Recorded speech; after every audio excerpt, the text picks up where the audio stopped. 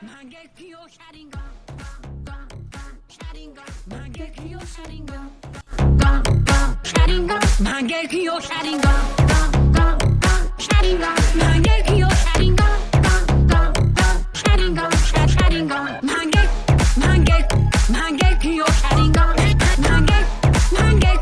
Mangekyo Sharingan, Mangekyo Sharingan.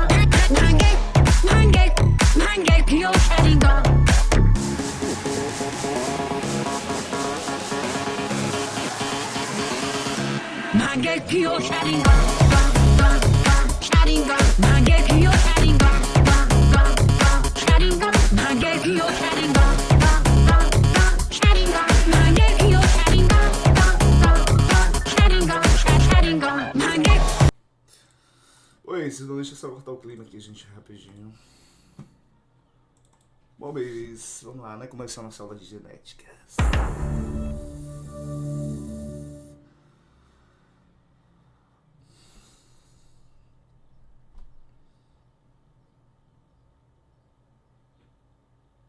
Bom, bebês, então é isso, a aula de genética, a aula de revisão, na verdade, né? E a gente vai ver o que nessa aula? A gente vai ver primeiro a lei de Mendel, a gente vai relembrar, né, que a gente já viu. A gente vai ver a segunda lei de Mendel e a gente vai ver um pouquinho de interação gênica, tá? A gente vai estar vendo aqui nessa aula justamente algumas coisas que a gente não trabalhou tão bem, né, pela correria. E também porque eu sei que vocês estão sentindo um pouco de dificuldade, principalmente na parte dos cruzamentos, né, que envolvem a segunda lei de Mendel e interação gênica, certo? Então vamos só relembrar aqui rapidinho a primeira lei de Mendel, né? Pra gente poder avançar no conteúdo, se ligue, tá? Então assim, gente, Mendel foi um monge, né? Foi um cientista lá, a gente viu que fez vários experimentos com ervilhas, né? Ele analisou a transmissão de várias características, tá? Se ligue. Aí ele analisou a transmissão, por exemplo, da cor da flor, da cor da semente, da cor da vagem, da textura da semente, se a semente era lisa ou rugosa, se a vagem era estufada ou não, tá? O tamanho da planta, se era alto ou baixo. A gente viu também o que? A posição das flores, né? Se eram terminais ou se eram nas axilas. Ele analisou uma série de características, tá, gente? Ah, gente, então assim, tá? Então assim, não é porque Mendel ele tava sem ter o que fazer, era um monge, não podia transar, tava brincando com as ervilhinhas, tá? Na verdade não é bem assim, né? A gente zoa. Mas o cara de fato era um cientista, né? Apesar de não ter tido um trabalho reconhecido, né? Porque assim, a gente precisa entender que basicamente tudo que Mendel ele descobriu, né? Que levou ele a formular essas duas leis, foi feito no escuro, velho. Porque a gente não tinha noção de DNA, a gente não tinha noção de gene, a gente não tinha noção de cromossomo, a gente não tinha noção de meiose, né, que são elementos da hereditariedade. E porque a gente não tinha noção de nada disso, né, que isso foi considerado como um trabalho abstrato para a comunidade científica da época, né? Então isso meio que foi engavetado. E depois, vários anos depois, quando o pessoal começou a fazer experimentos semelhantes, né, que esses trabalhos de Mendel foram tirados da gaveta, né, e o cara recebeu crédito, né? Bom, vamos lá ver, gente, ó. Inicialmente, Mendel ele começou a estudar a transmissão de apenas uma característica. A gente chama isso de monohibridismo. Se ligue, tá, gente? De monohibridismo. Então, assim, através desses cruzamentos aí das ervilhas, das plantinhas ervilhas, ele chegou ao conceito de gene, né? Ele concluiu que as características elas eram determinadas por um par de fatores, tá? Que hoje a gente sabe que são os genes, né? Hoje a gente sabe, hoje que a gente tem esse conhecimento da genética molecular, a gente sabe disso, tá? Então ele chegou a esse conceito, né, de gene que ele chamou de fatores, ok?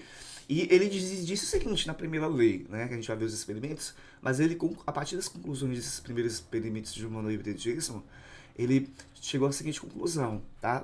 Que, galera, cada caráter ele vai ser determinado por um par de fatores, né? E esses par de fatores, eles são separados durante a formação do gameta. Então, cada gameta, ele só vai receber um fator desse, tá? A gente também chama de, essa lei também é conhecida como lei da pureza dos gametas, né? Ou da segregação dos gametas, tá certo? Então, assim, a gente sabe hoje que isso é fato, que isso é verdade, né? A gente viu que de todo o nosso genoma, os genes eles vão existir aos pares, tá? Sendo que um é do pai e um é da mãe. Esses genes que formam esses pares, que determinam as mesmas características, a gente chama de alelos, a gente já viu isso, tá certo? Então, a gente também percebeu, o Mendel também percebeu que a hereditariedade, ela obedece a alguns padrões matemáticos que a gente vai estar percebendo durante alguns experimentos que a gente vai estar revendo. Ó. Então, vamos recriar aqui um experimento de Mendel, tá? Pra gente ver o que ele fez inicialmente. Ó, então assim, a gente vai analisar aqui nesse experimento, a gente vai fazer o cruzamento que a gente vai analisar uma característica que é a cor da flor, né? Então, para as plantas de ervilhas, né, a gente basicamente tem duas características. A gente precisa lembrar que as características em genética nós chamamos de fenótipo. Então, qualquer característica que possa ser dada, tá, gente? Físico-morfológica, fisiológica, metabólica, comportamental, é considerada um fenótipo, tá? E a gente vai perceber que os alelos, apesar deles determinarem a mesma característica, eles podem determinar características contrastantes, né? Por exemplo, aqui, né? A gente tem um par de fatores, eu vou usar par de fatores não, porque Mendel usava fatores, tá? E esse par de fatores, apesar de ser responsável pela mesma característica, um fator, ele determina a cor púrpura, que é a flor roxinha, e a outra determina a cor branca. Então são características, é o mesmo caráter que a cor de flor, a flor, mas são caráteres contrastantes, né? Então assim, gente, ó, Mendel, ele fazia cruzamentos entre variedades puras, tá? Então, por exemplo, ele pegou aqui uma pontinha de ervilha que produzia a flor púrpura, pura, e uma ervilha, né, que produzia flor branca, pura. Então, assim, gente, o que quer dizer isso? Quando é que uma plantinha aqui, nesse caso, ela é pura, velho? Você vai ser puro em relação a um determinado caráter quando você só é capaz de transmitir aquele caráter, tá? Por exemplo, a primeira plantinha aqui que produz flor púrpura, ela vai ser pura para essa característica se ela só transmite essa característica. A mesma coisa vale para a outra plantinha. Ah, professor, mas como Mendel, ele sabia que essas plantas elas eram variedades puras. Então, uma das coisas interessantes de estudar ervilha, além de ser fácil de cultivo, né, da gente conseguir ver várias gerações em um tempo, né, relativamente curto, elas são hermafroditas, tá? Elas apresentam tanto o aparelho reprodutor masculino quanto feminino, tá ok? Masculino quanto feminino, tá? Inclusive, nesses experimentos, uma planta ele retirava as estruturas masculinas, que eram as anteras, tá? Então, aquela plantinha ela funcionava como se fosse masculino, né? Para poder evitar a autofecundação nesses experimentos aí. Então, assim, por exemplo, se a gente pegasse essa plantinha roxa, né, que produz essa florzinha roxa, púrpura, e colocasse para ela mesma se autofecundar, se ela só gerasse plantinhas que produzissem flores roxas, púrpuras, é porque ela só tem essa capacidade de transmitir essa característica. Ela vai ter fatores só para isso, genes só para isso, tá? Então ela é pura. A mesma coisa vale para branca. Então, assim, voltando aqui, ó, a nossa geração parental, que é esses dois aqui que a gente vai cruzar, tá? Que a gente vai realizar aqui. Quando ele cruzou, na primeira geração que a gente vai representar por F1, a gente teve esse seguinte resultado: 100% das flores produziam flores púrpuras, tá? Depois ele pegou essa primeira geração, que é o nosso F1, ele cruzou essas plantinhas, ou autofecundou elas, né? E na próxima geração, segunda geração que a gente vai representar por F2, tá? A gente teve resultado já diferente. Eu tive 75% das plantas produzindo flores púrpuras e 25% das plantas produzindo flores brancas, tá? Então, assim, o que foi que ele concluiu a partir desse experimento? Né? Além da questão da existência desse par de fatores determinando essas características que se separam, tá? Ele chegou a dois conceitos importantes da genética mendeliana, que são as características, o caráter dominante e o caráter recessivo, tá? Então, assim, quando você cruza duas variedades puras, a característica que aparece na primeira geração em 100% é denominada o caráter dominante, tá? Já a característica que não apareceu na primeira geração, mas apareceu na segunda, num percentual maior, né? A gente chama essa característica de recessivo, ok? Bom, então vamos refazer aqui rapidinho esse experimento para a gente entender porque a gente teve esses resultados aí tanto na primeira geração quanto na segunda geração, tá ok? Então assim, gente, ó, em genética a gente basicamente representa os genes por letras. Então o gene que determina a cor da flor das ervilhas, a gente vai representar pela letra A, tá? Então para o caráter dominante, que a gente viu que é a flor púrpura, nós vamos usar a letra maiúscula. Para o caráter recessivo, que é a flor branca, nós vamos usar a letra minúscula. Eu vou ter esse par de genes determinando essas características, só que o alelo dominante eu vou representar pela letra maiúscula, o alelo recessivo eu vou representar pela letra minúscula, certo? Então assim, gente, ó, a gente vai aproveitar e entrar em um outro conceito, já que a gente já introduziu o conceito de fenótipo, que é o conceito de genótipo. O que é genótipo? Genótipo é a sua constituição gênica, são os genes que você tem, tá? Porque, por exemplo, a gente percebeu que a gente tem duas formas aqui desse mesmo gene, né? Eu tenho o Azão e tenho o Azinho. Então, por exemplo, a gente vai perceber que a gente tem ervilhas que têm os alelos iguais, que pode ser Azão, Azão, ou Azinho, Azinho, né? Eles podem ter alelos diferentes, pode ter um Azão e um Azinho. Então, né? Essa constituição gênica a gente chama de genótipo. Então, por exemplo, ó, a gente vai perceber que como essa plantinha roxa ela é pura para o caráter púrpuro, ela só vai ter alelos que determinam a cor púrpura. Então, quando a gente tem os genes impares, eu vou ter dois azões, tá? A mesma coisa para a próxima plantinha, como ela é pura para o caráter flor branca, ok? Ela vai ter dois azinhos, já que a gente tem os genes impares, né? Então, assim, no momento da formação dos gametas, o que é que vai acontecer? De cada par de genes, a gente só passa um, tá? Mendel ele já tinha descoberto isso mesmo, ninguém sabendo nada de meiose na época. Então, assim, o gameta da primeira plantinha, todos os gametas vão ter um azão, porque ela, como ela é pura, ela só tem esse alelo para dar. A outra plantinha, todos os gametas vão ter um azinho, tá? Então, a gente percebe que 100% dessas plantinhas, elas vão ter um fenótipo de flor púrpura. Por quê, professor?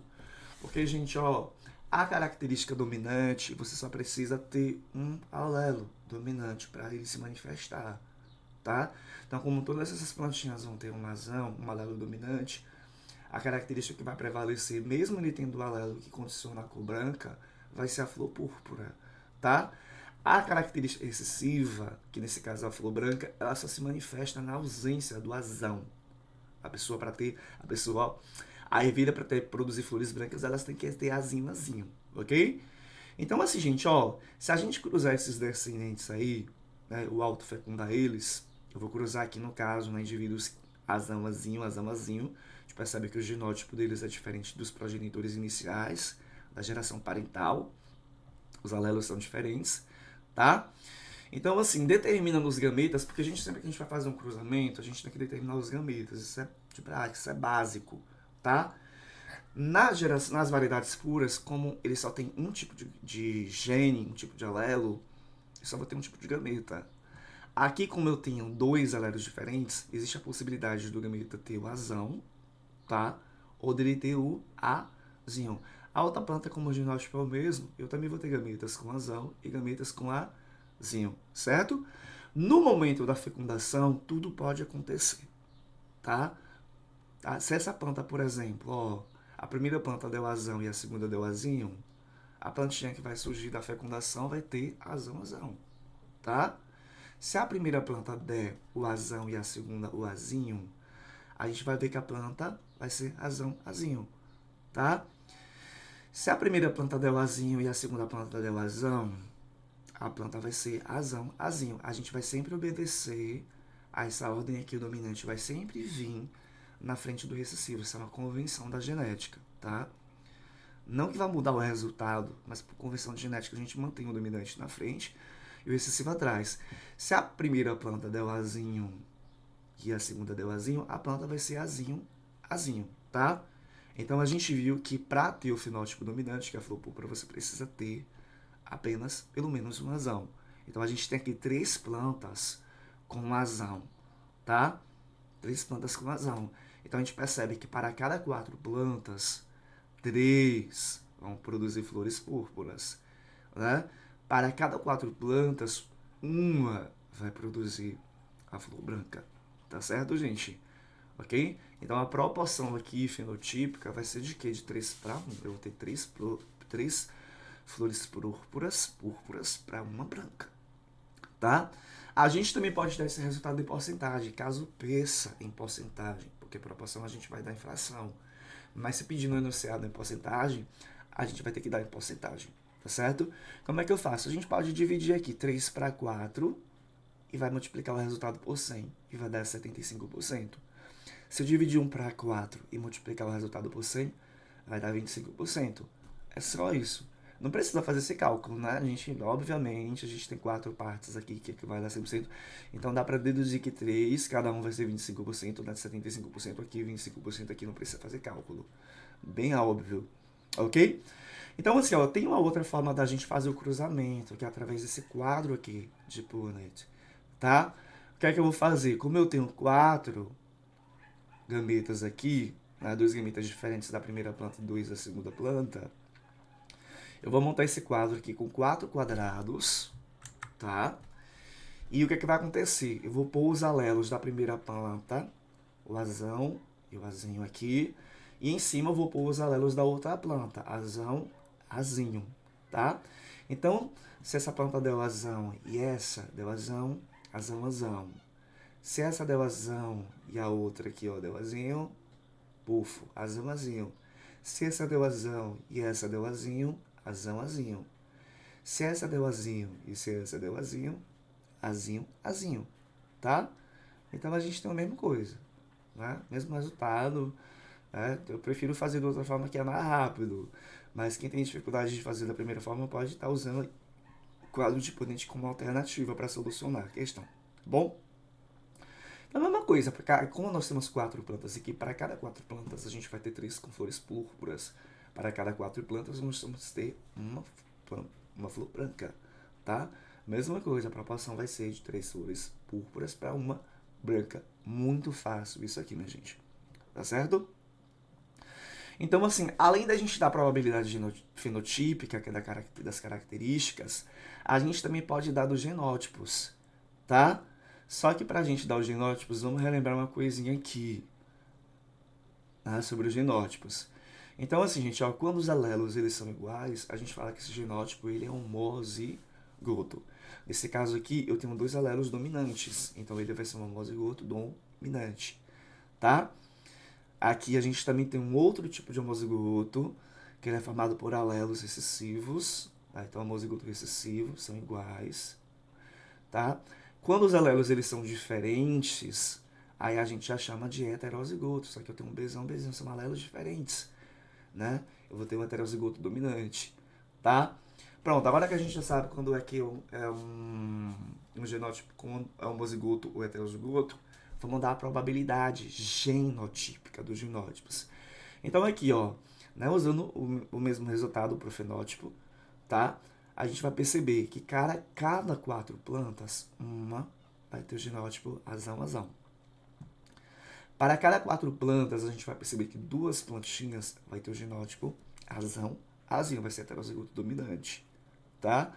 Eu simplifiquei aqui, tá? Porque eu posso dividir o numerador e o denominador por 2, né? Então a gente simplifica para o e-mail. Nas questões do Enem nos vestibulares geralmente vai vir simplificado, tá? E para cada 4 plantas, uma vai ter azinho, azinho, vai ser uma homozigoto recessiva. Então eu vou ter uma proporção genotípica aqui de que de 1 para 2 para 1, tá?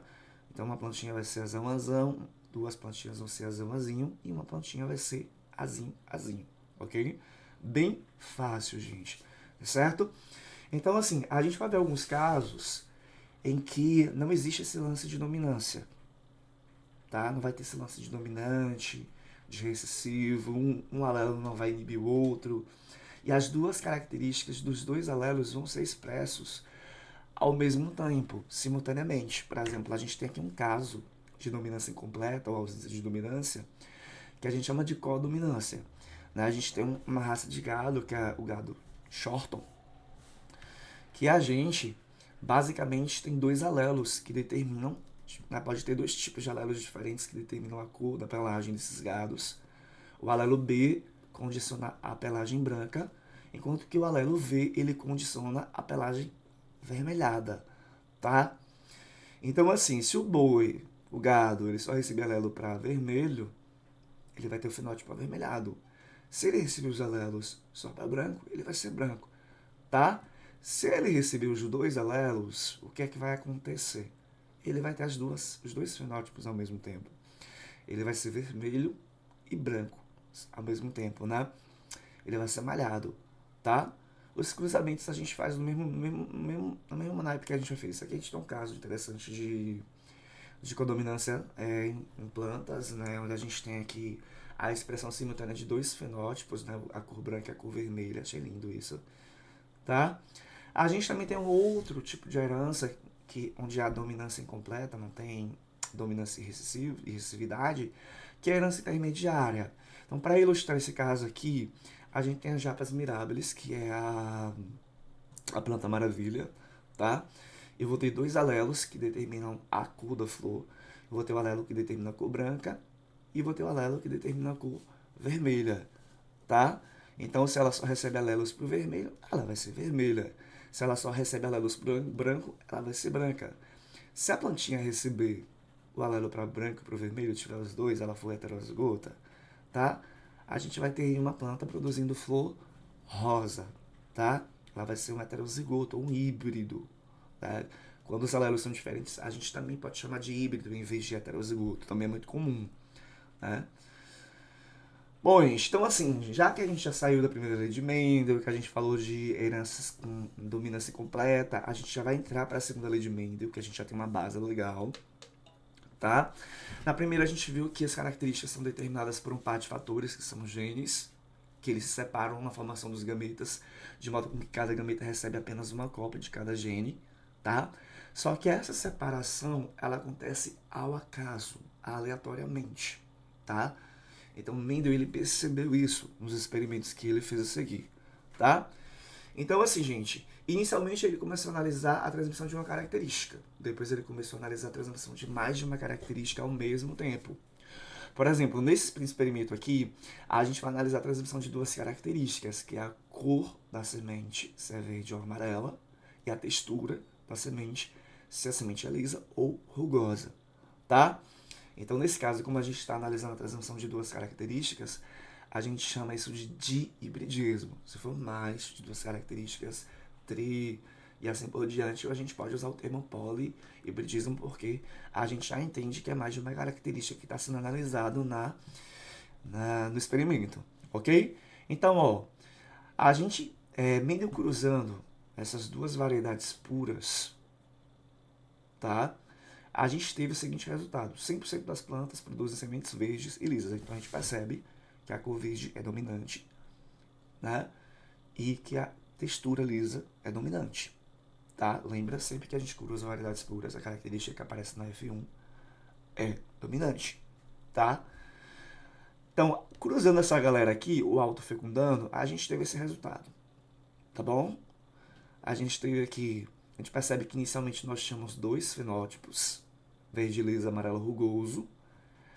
Agora nós temos 4 fenótipos: semente verde lisa, verde rugosa, que não tinha, amarela rugosa e amarela lisa, que não tinha, tá?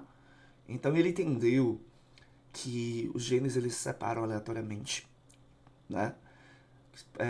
Permitindo diferentes combinações no momento da fecundação. Então a gente tem uma mistura dessas características, né, gerando esses fenótipos novos, como a gente viu aí. Então vamos refazer aqui os experimentos, tá?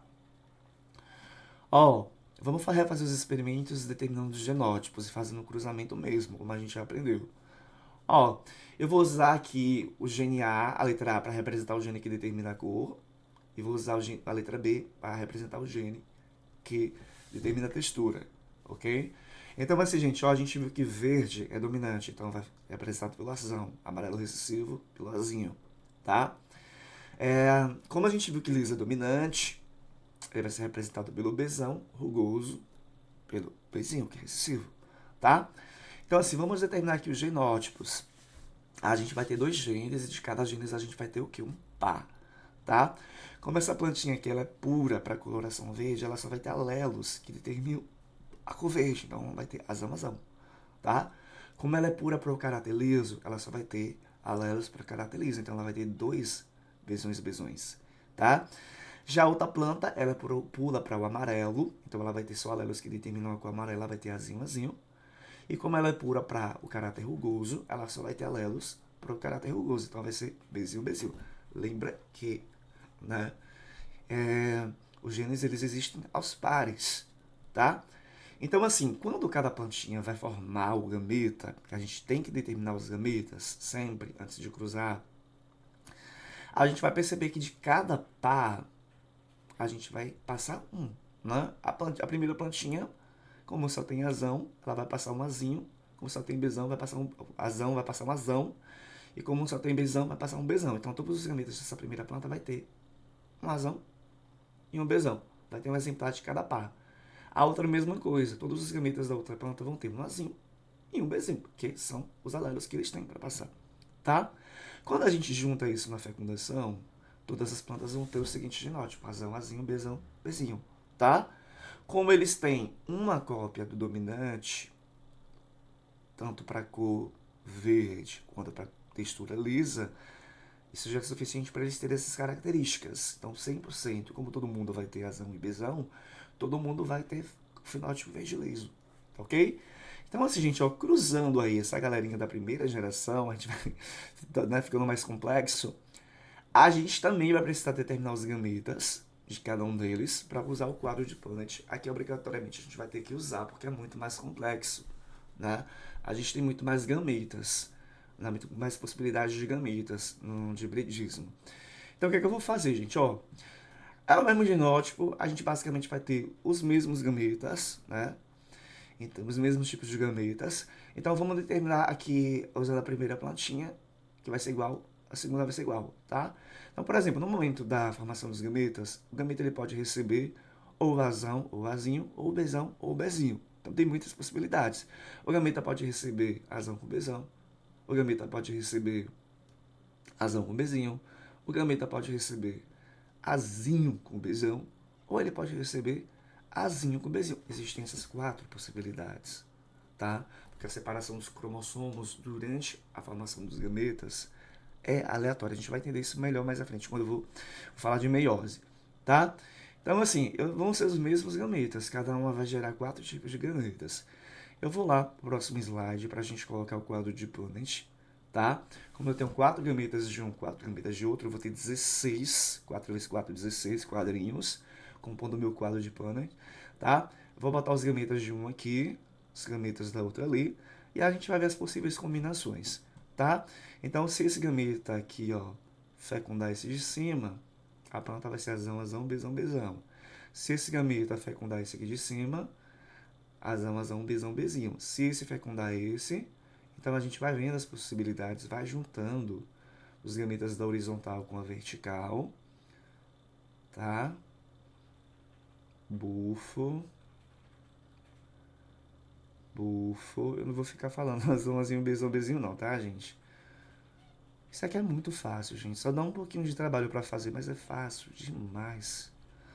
Isso aqui é água com açúcar, caramba.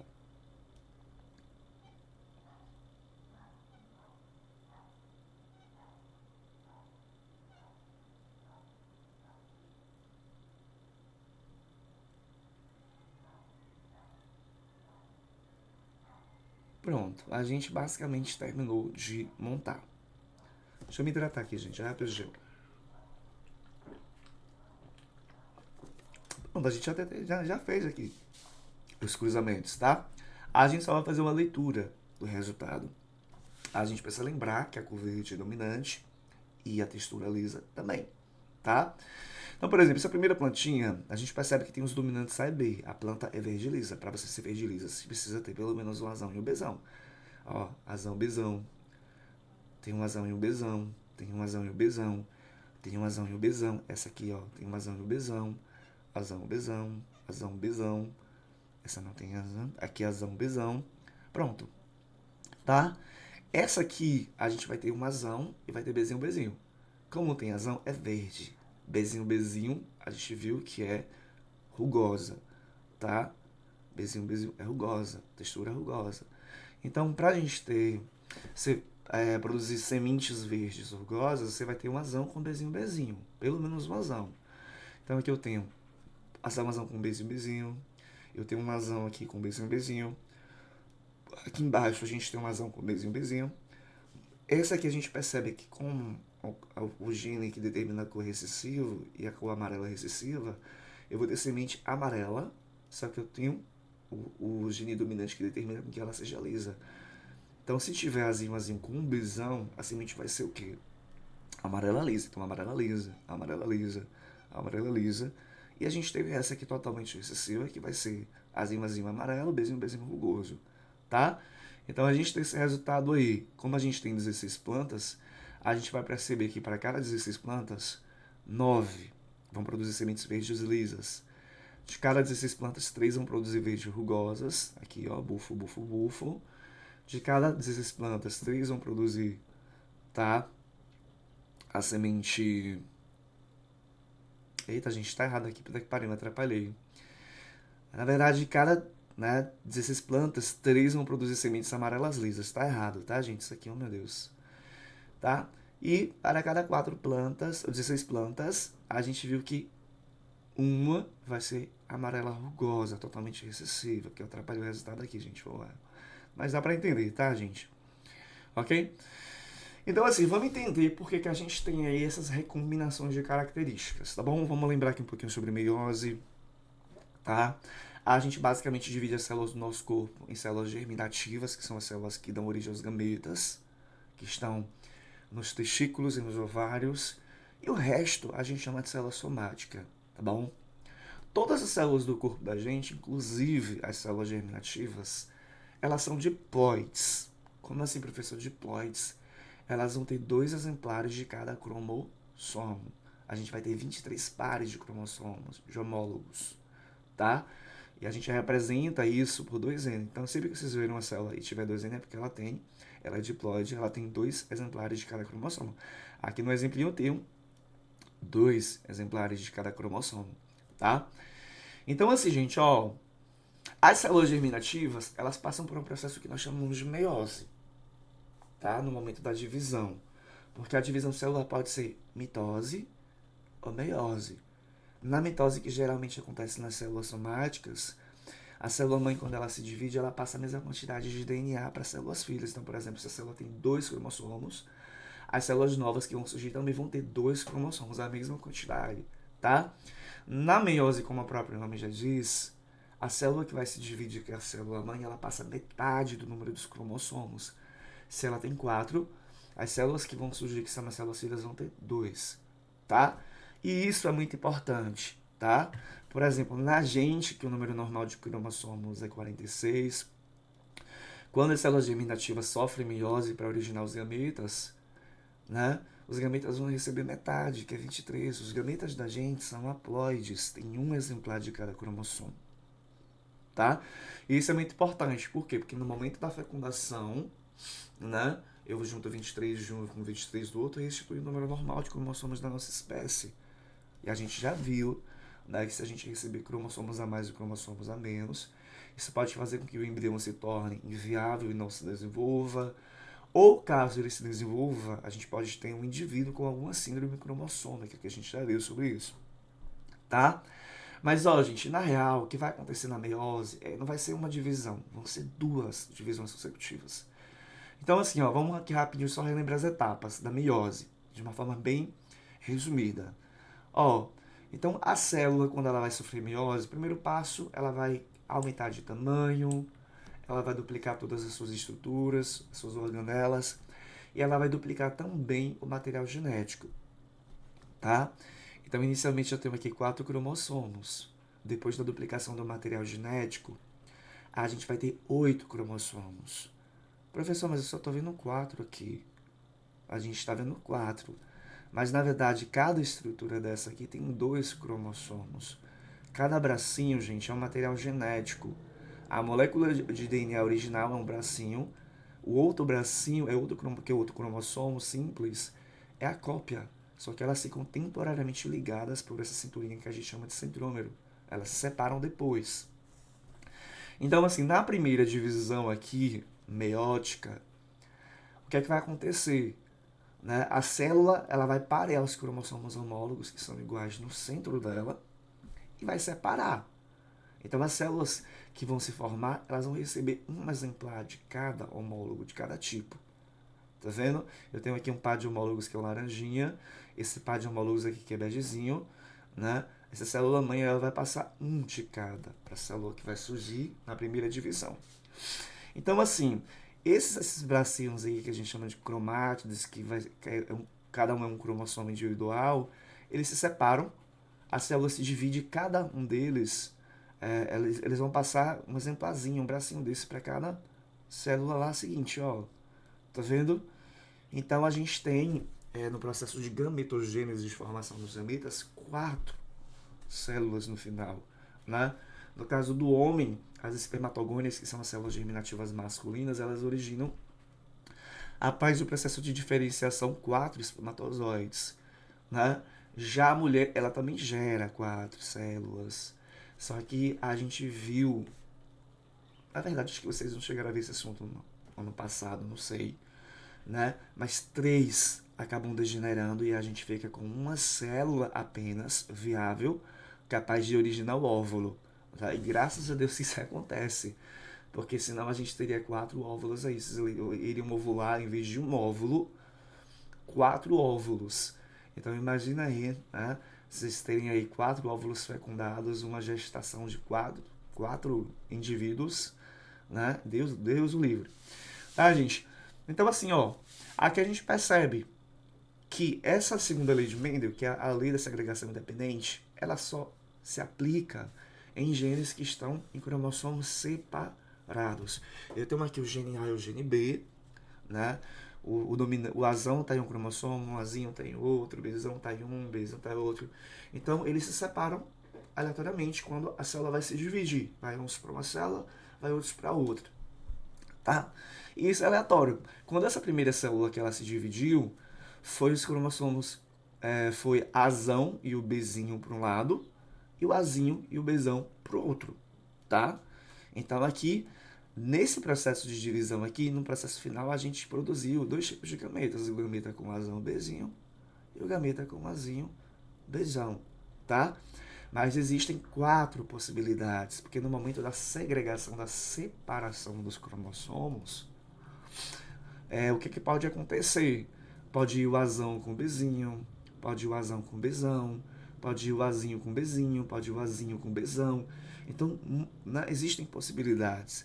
Nessa meiose dessa célula específica, a gente teve esse tipo de gametas. Mas, por exemplo, ó, vamos dizer que no momento da segregação, né, vai o Azão e o Bzão para um lado e o Azinho e o Bzinho para o outro, diferente do exemplo que a gente viu, né? Aí no processo final a gente já vai ter gametas com genótipos diferentes, Azão Bzão e Azinho Bzinho. Então isso depende muito, né? Depende muito dessa separação, dessa segregação, de como esses cromossomos são separados. Isso acontece aleatoriamente, tá? Se ligue. Ó, gente, agora sim, quando os genes eles são ligados, eles estão no mesmo cromossomo, a gente não tem tantas possibilidades aí de produzir esses 4 gametas, tá? Por exemplo, a gente tem aqui nesse caso, em um cromossomo tá o Azão Bzão, em outro cromossomo tá o Azinho Bzinho. Então aqui do lado, a gente percebe que essa célula ela só vai gerar gametas com Azão Bzão ou Azinho Bzinho. Por quê? Porque um cromossomo com Azão Bzão vai para uma célula, e o outro cromossomo com Azinho e Bzinho vai para outra, tá? Não tem essa possibilidade de recombinação.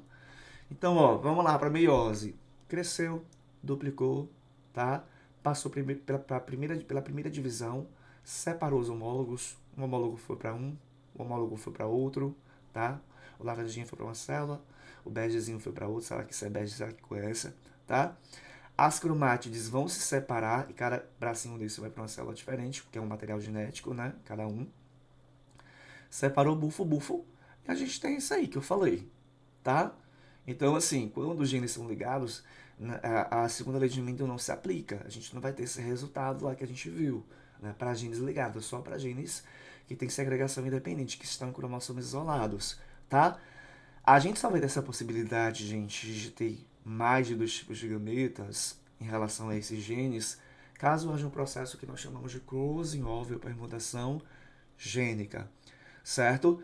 Então aqui vamos refazer para a gente entender isso. Só duplicou, tá? Durante a meiose, quando os cromossomos homólogos iguais eles são pareados no meio da célula, às vezes eles ficam de brincadeirinha, né? Ah, esse aqui, peraí, esse slide aqui é só pra gente ver, porque, por exemplo, ó, no slide anterior a gente teve um tipo de gameta, né? Porque a gente, tipo, no slide anterior a gente teve azão Bzão em um e azinho Bzinho em outro. Aqui a gente já tá diferente. Eu tenho azão Bzinho no processo final, a gente já é diferente, mas a gente basicamente só vai ter, né, 2 tipos de gametas. Então, assim, quando os cromossomos homólogos eles são pareados, às vezes eles cruzam as perninhas. E nesse cruzar as perninhas, às vezes essas perninhas elas se quebram e elas são soldadas novamente nos cromossomos pela célula, só que de forma trocada. Então a gente percebe que elas trocaram genes, tá? Porque esse bracinho aqui da esquerda, ele tinha um Bzinho, o segundo cromossomo. O bracinho aqui da direita, ó, esse aqui tinha um Bzão, agora tem um Bzinho. Eles trocaram, teve uma recombinação genética aqui, a gente chama isso de closing over permutação gênica. Então aqui, gente, separou os homólogos, separou as cromátides, olha, 4 tipos de gametas diferentes. Gameta com azão Bzão, azão Bzinho, azinho Bzão e azinho Bzinho. Então assim, gente, ó, isso é muito importante. Por que isso é muito importante? Tá? Porque essa separação, segregação independente e a permutação gênica, principalmente a permutação gênica, faz com que a gente tenha essas recombinações dos genes. Isso faz com que a gente misture as características e que a gente seja diferente uns dos outros. Isso é muito importante. Quando a gente for estudar evolução, a gente vai voltar nisso aqui e a gente vai entender por que isso é importante. Né? A reprodução sexual ela permite que isso aconteça. Né? Então faz com que a gente seja diferente uns dos outros. E isso é muito importante. Que a gente seja diferente uns dos outros. Eu vou entrar isso nessa pauta quando a gente for ver evolução, tá? Então, assim, gente, ó, voltando para cá, vamos ver alguns exemplos pra gente sair disso aqui, ó. A gente vai ver rapidinho aqui alguns exemplos, uns 2, 3 exemplos pra gente finalizar isso, tá? Então, por exemplo, ó, a gente vai analisar 2 características aqui. O gene A, ele condiciona uma característica que é um poder ocular, tá? Que a gente chama de... Ai, meu Deus do céu, como é que chama? Os poderes oculares de Naruto, velho. Esqueci! Daijutsu, gente. Tá? Então, assim, Daijutsu. O gene A, ele determina esses 2 Daijutsu aqui, o Sharingan e o Byakugan. Quem não assiste Naruto, eu acredito que isso não exista, essa possibilidade, a gente tem lá 2 clãs na Aldeia da Folha, que é o clã dos Hyugas, dos Hyugas, que tem o Byakugan, os olhos eles são assim, claros, tá? E a gente no clã Uchiha, a gente tem o Sharingan, esse olho aqui vermelhado, com esses pinguelinhos aqui, tá? E isso a gente chama de poderes oculares, né? Então assim, gente, o Byakugan, além dessa coloração, ele atribui algumas propriedades ninjas, alguns poderes ninjas para esse clã. Por quê? Porque você ativando o Byakugan, esses olhos aí, você consegue ver o fluxo de chakra, que é a energia que percorre pelo corpo do outro, tá? Então, graças a isso, você consegue enxergar pessoas através de paredes, né, de rochas, de coisas. Você consegue, através de uma técnica chamada de punho suave, né, bloquear, atingindo em alguns pontos específicos do chakra, o fluxo do chakra causando lesões, né, impedindo que a pessoa use algum jutsu, né? E é bem legal. Já o Sharingan, gente, tem muita coisa, né, que o Sharingan pode fazer. O Sharingan ele pode colocar as pessoas em um genjutsu, né, que é em visões, né? Colocar pessoas em um mundo de visões. Pode copiar também, né, algumas habilidades de outros ninjas, mas enfim. E a gente tem o gene B, que ela determina a cor do cabelo. O dominante, cabelo branco, recessivo, cabelo retinto, que é o cabelo escuro. O Sharingan é dominante, Byakugan recessivo, tá? Então vamos ver aqui os seguintes exemplos. Eita, calor, glória. Ó, vamos cruzar aqui o Sasuke com a Hinata.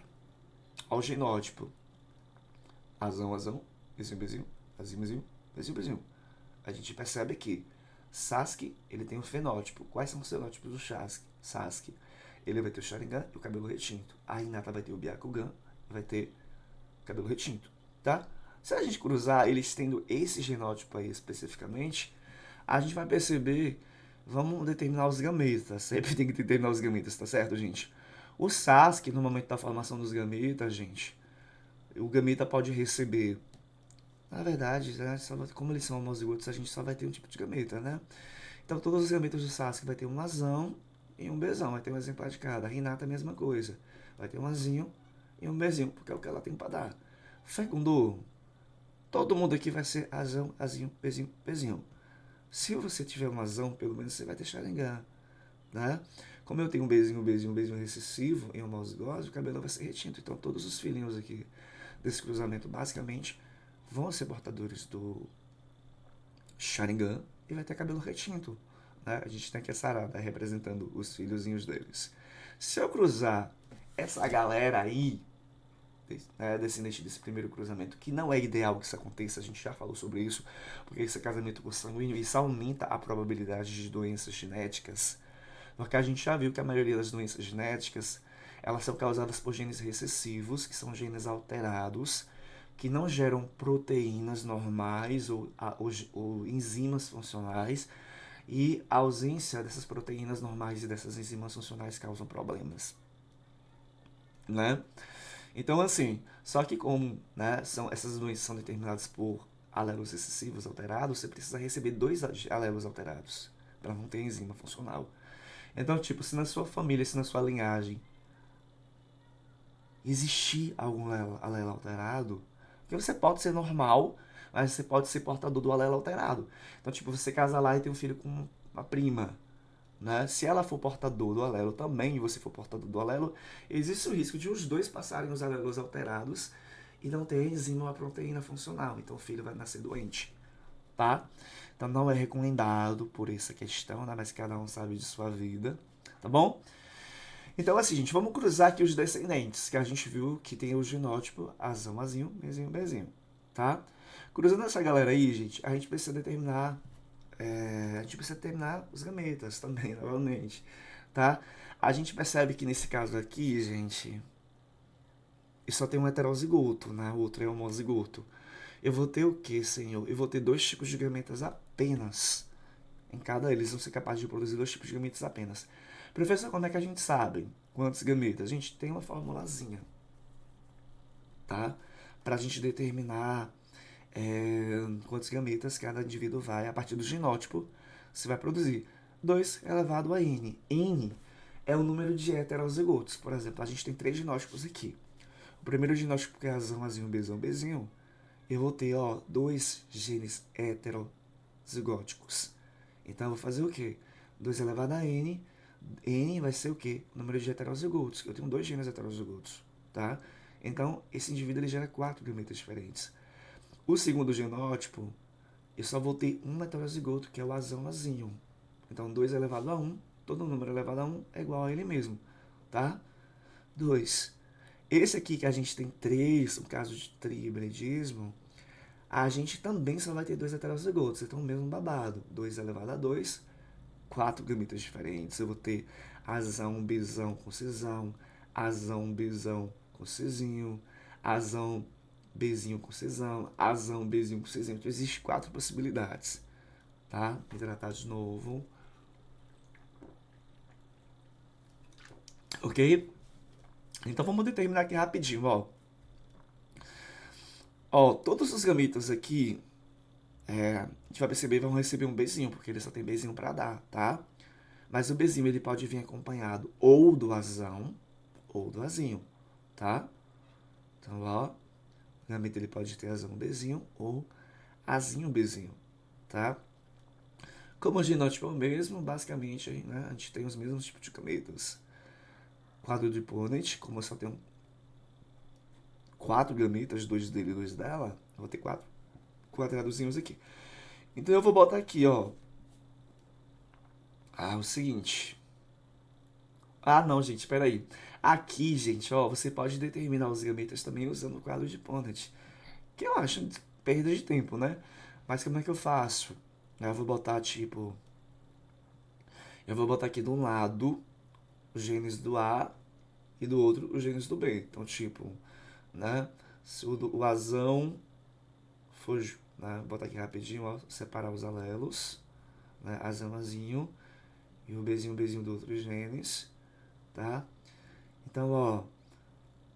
A gente tem a mesma possibilidade aí, tá? Só que quando eu for cruzar, eu não vou usar os quatro. A gente só vai usar os dois, o azão Bzinho e o azinho Azinho. Apenas os tipos diferentes. Você não precisa incluir todos, tá? Cruzando aqui rapidinho, já que a gente já terminou os gametas, ao quadro de novo aí, tá?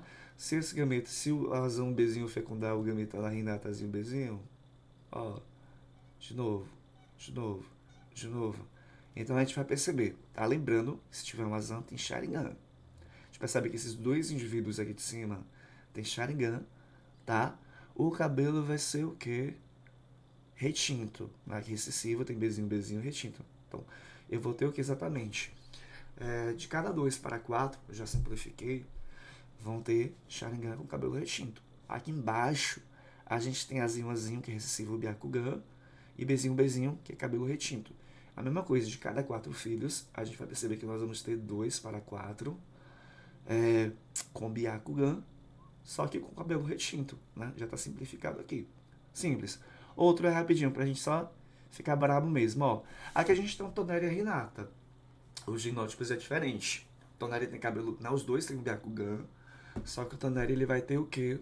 Cabelo branco, Hinata cabelo retinto. Cruzou, a gente tem aqui os tipos de gametas. A gameta do Toneri vai ter Azinho, Bzão, tá? Hinata, Azinho, Bzinho. Fecundou, tá? Todo mundo aqui, basicamente, 100%, vai ter o quê? Vai ter o Byakugan, Azinho. E vai ter um alelo dominante pro gene B, então vai ter o cabelo branco. Então a galerinha aqui 100% vai ter cabelo branco com Byakugan.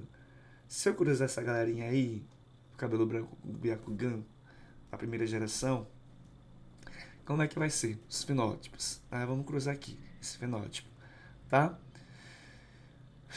É babado. Então vamos determinar aqui os gametas, tá? O gameta ele pode ter... Todos os gametas eles vão receber Azinho, mas o Azinho pode vir acompanhado do Bzão ou do Bzinho. Então, ó, Azinho com Bzão, Azinho com Bzinho, mesmo genótipo, mesmo gametas.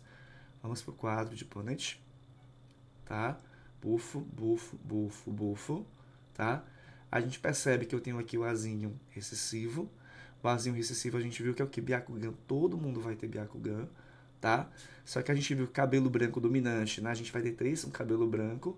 Então a gente percebe que para cada 4 filhos, 3 vão ser portadores do Byakugan com cabelo branco, tá?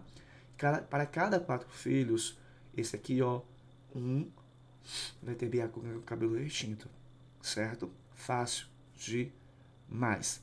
Só para a gente finalizar, eu vou ilustrar isso aqui usando o sistema dessa Sanguínea, o sistema BIO e o fator RH, tá? Então, assim, gente, ó, a gente vai ter basicamente 3 genes, 3 alelos, né? Só que a gente vai ter 2, na verdade, né? Existem 3 formas do mesmo gene, 3 alelos, a gente tem o caso de alelos múltiplos, tá? Um que produz, né, um antígeno A, o B produz um antígeno B, o Izinho é um alelo alterado que não gera nada, tá? E a gente tem aqui o fator RH, que ele está sendo representado pelo letra R, o gene, né? É um caso de monohibridismo simples, né? Então, assim, gente, ó, o dominante produz uma glicoproteína, um antígeno, que é o RH, tá? Se você tem isso, isso é positivo. E a gente viu que o alterado, que é o recessivo, não gera. Se você recebe 2 Rzinhos, você não tem um fator RH, então você é negativo. A gente já viu isso na aula, tá?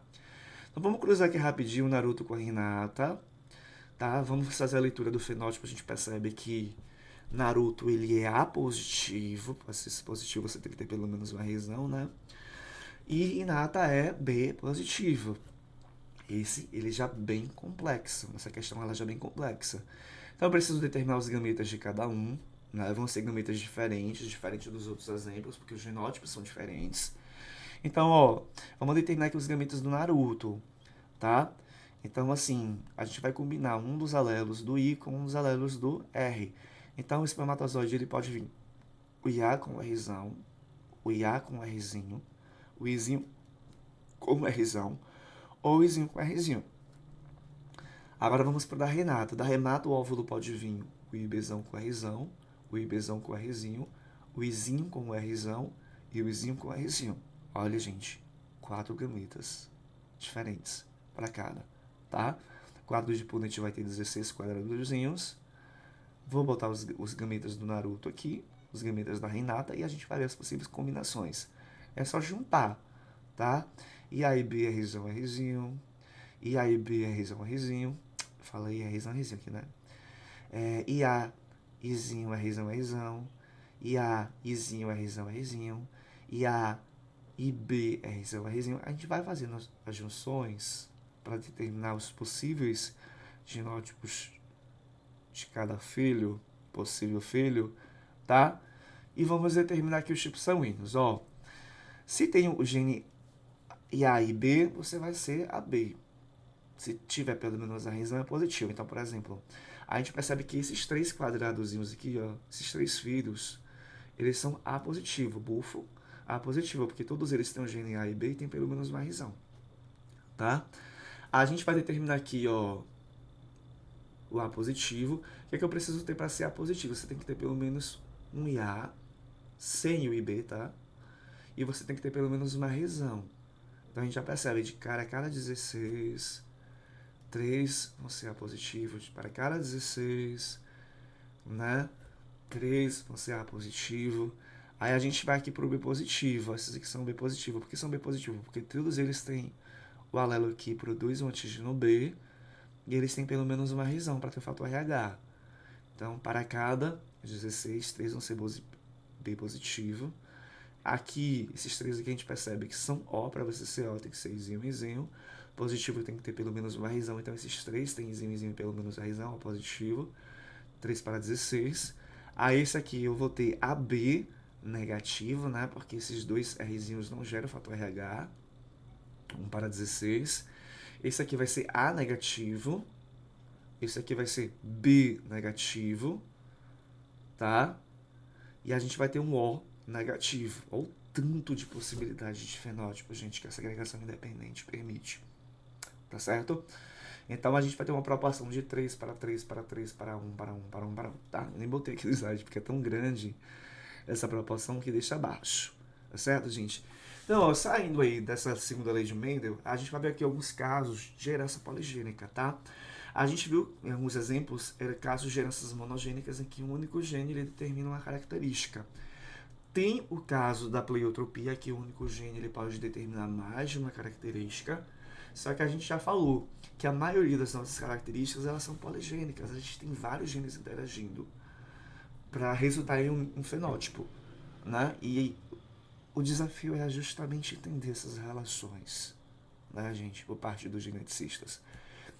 Então a gente tem 3 tipos aqui. A gente tem a herança quantitativa, a gente tem a epistasia, a gente tem a interação da epistática. Vamos ver rapidinho cada um, porque é muito fácil isso, ok?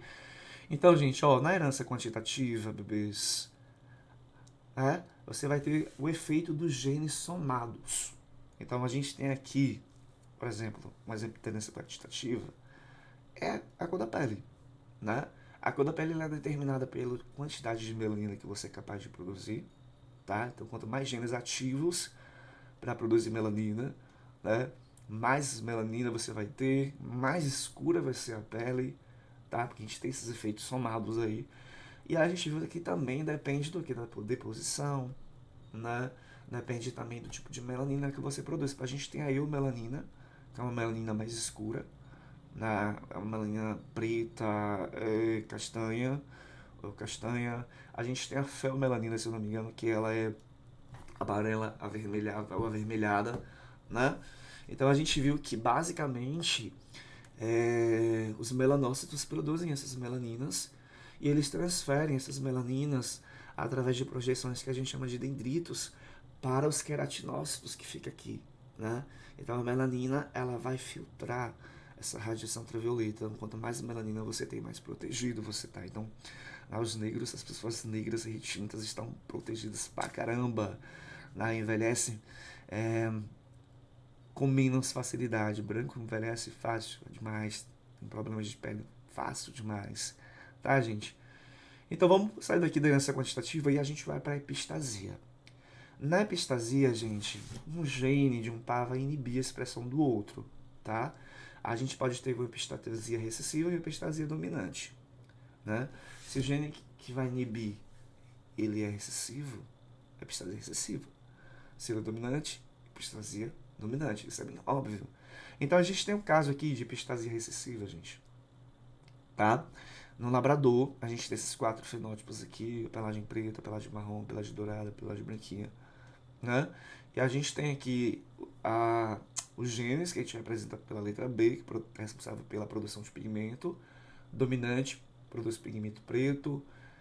O recessivo, que é o Bzinho, determina a pigmentação marrom. E a gente tem um gene que está responsável pela deposição desses pigmentos no pelo. O alelo funcional determina a deposição desses pigmentos no pelo. O recessivo não permite a deposição, mesmo que você seja capaz de produzir, tá? Então ele vai inibir a expressão, que é a característica que esses genes B vão impedir, tá? Então, por exemplo, o que eu preciso para ter um fenótipo desse aqui, preto? Você precisa ser capaz de produzir pigmento preto, ter pelo menos o alelo dominante, tá? E precisa ser capaz de depositar esse pigmento no pelo. Então você tem que ter pelo menos um gene dominante que determina a deposição. Para você ter um fenótipo marrom, né, além de você ter os alelos recessivos em homozigose, porque a característica recessiva só se manifesta em homozigose, você precisa ter pelo menos um dominante para depositar. No caso aqui dessa coloração mais amarelada, dourada, que é isso, meu Deus? A gente viu que vai acontecer o quê? Você é capaz de produzir o pigmento preto, só que como você recebe os alelos alterados para deposição, você não deposita no pelo, mas deposita na pele, tá? Esse pigmento que você produz. Então, esse fenótipo amarelado. Nesse caso aqui, você produz o pigmento, você é capaz de produzir o pigmento marrom, mas você não tem como depositar no pelo, na pele. Então, eu tenho isso, tá? Um caso de epistasia dominante, gente, o gene que inibe, a gente chama esse gene de epistático. O gene que é inibido, nós chamamos de hipostático, tá? Então, por exemplo, aqui, nas galinhas dessa raça que tá aí em cima, White Leghorn, sei lá como é que pronuncia isso, meu Deus do céu, até hoje eu descobri. A gente tem um gene que determina a coloração e a gente tem um gene que vai regular a deposição, tá? Então, o I aqui que regula, que pode estar inibindo, é o epistático. O que é regulado é o hipostático, que é o C, tá? Então, o gene C, o dominante, né, responsável pela produção de pigmento, o recessivo não gera pigmento, tá? O dominante do gene I, ele vai inibir a deposição nas penas do pigmento, o recessivo não empata, tá? Então, para você ser uma galinha de plumagem colorida, você tem que ter o gene capaz de produzir o pigmento e você tem que ter o alelo alterado, que é o recessivo do Ezinho, que não vai te barrar de depositar o pigmento nas penas. Já para você ter um fenótipo branco, de plumagem branca, muitas possibilidades de genótipo, tá? Você pode ser capaz ou não de produzir o pigmento, sendo Czinho, ou não ser capaz, né? Se você tiver pelo menos um isão dominante, você vai ser inibido de armazenar o pigmento, produzindo ou não, tá? E a gente também tem um caso aqui, gente, da interação não epistática, que é uma interação gênica mais qualitativa, não tem esse negócio de um inibindo o outro.